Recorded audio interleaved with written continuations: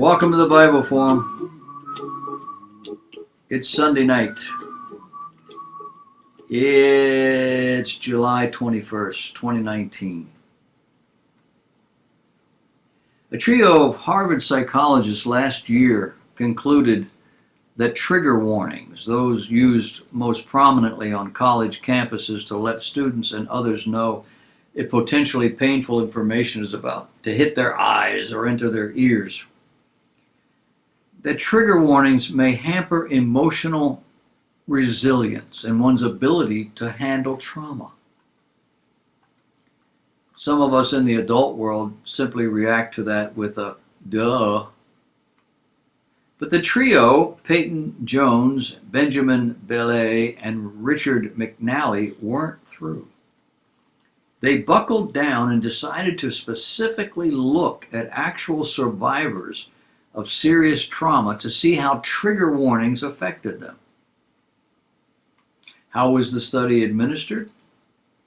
Well, the researchers said 451 trauma survivors were randomly assigned to either receive or not receive trigger warnings prior to reading potentially distressing passages from world literature. They provided their emotional reactions to each passage. Then self-reported anxiety was the primary dependent variable. The results? Well, similar to the original study, the Harvard psychologists said, quote, they found no evidence that trigger warnings were helpful for trauma survivors, for those who self-reported a PTSD diagnosis, or for those who qualified for probable PTSD, even when survivors' trauma matched the passage's content. The researchers added that they, quote, found substantial evidence that trigger warnings counter-therapeutically reinforce survivors' view of their trauma as central to their identity.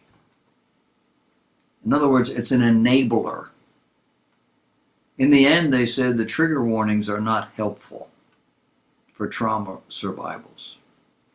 Of course, it's less clear whether trigger warnings are explicitly harmful. Therefore, such knowledge is unnecessary to adjudicate whether to use trigger warnings, because trigger warnings are consistently unhelpful. There's no evidence-based reason to even use them.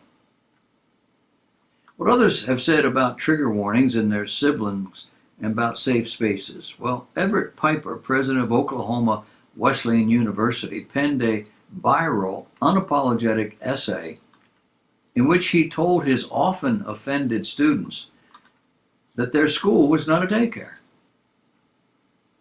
Former New York City Mayor Michael Bloomberg denounced campus safe spaces and urged students at the University of Michigan to welcome exposure to challenging and uncomfortable ideas. He did that during a 2016 commencement address. Ralph Nader called trigger warnings absurd, adding that today's male students are far too sensitive because they've never been in a draft. They've never had a sergeant say, hit the ground and do 50 push-ups, and I don't care if there's mud in here. Jay Ellison, Dean of Students at the University of Chicago, wrote a 2017 letter to incoming freshmen saying they couldn't be insulated from ideas or permitted to restrict the speech of other students. He did the same thing a year before, saying, quote, we do not support so-called trigger warnings. We do not cancel invited speakers because their topics might prove controversial, and we do not condone the creation of intellectual safe spaces where individuals can retreat from ideas and perspectives at odds with their own. But none of that will ultimately matter.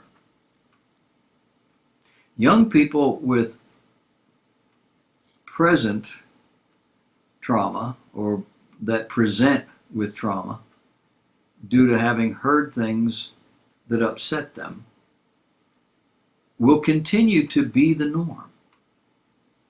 And they will be initially coddled by progressive schools so they don't have to hear things that upset them. And someone will begin feeding them medications to help with their pain. In the end, psychiatrists and psychologists will add this to the next edition of the PDR, and it will become part of our growing list of psychological/mental illnesses. Oh, and schools and professors will begin being sued for violating these students' rights. All of this is manufactured. Little Johnny and little Mary growing up in households where nobody ever hollers at them. Nobody ever tells them they're wrong. Nobody ever tells them they can't. Nobody ever says stop. Nobody ever threatens to give them a spanking if they continue doing this destructive behavior. Nobody ever says anything or does anything to these children that would help them grow strong. And so the end result is they grow weak.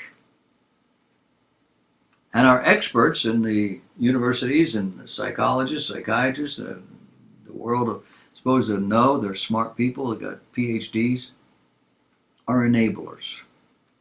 They come in with these trigger things just waiting to go off.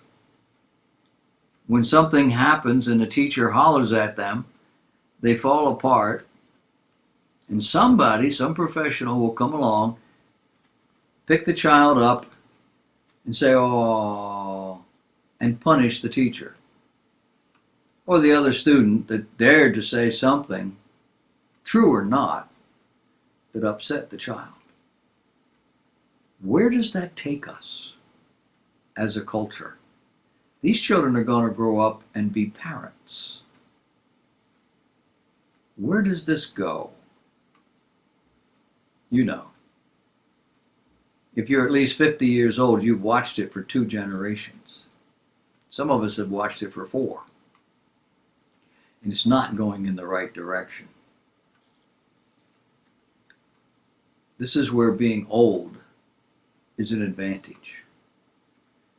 I get to get out of here sooner than you.